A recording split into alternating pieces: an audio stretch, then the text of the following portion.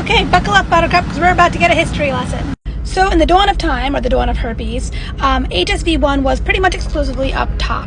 That's because sexual relations weren't exactly as fun. It was more for procreation purposes, and that's it.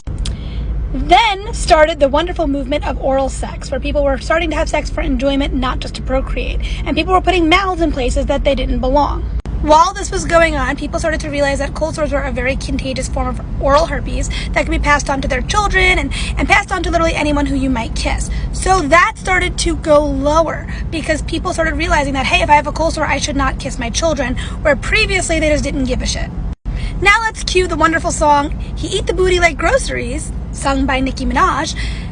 That saw an increase in the anal herpes HSV-1 strain, because more people are eating booty. So your statement would have been correct a long time ago. However, here are my cited sources because I don't do anything without cited sources.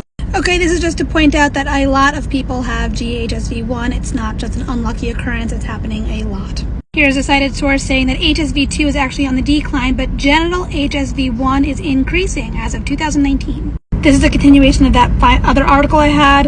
Here it says less exposure in childhood, more in adulthood, less oral, more genital.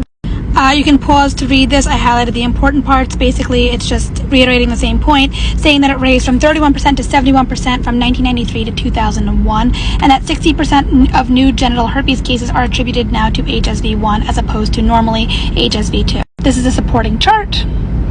Yet again, pause to look at it. And in case you didn't believe that last article, this is another one from NIH.gov. It was a study that was done. It says the exact same thing.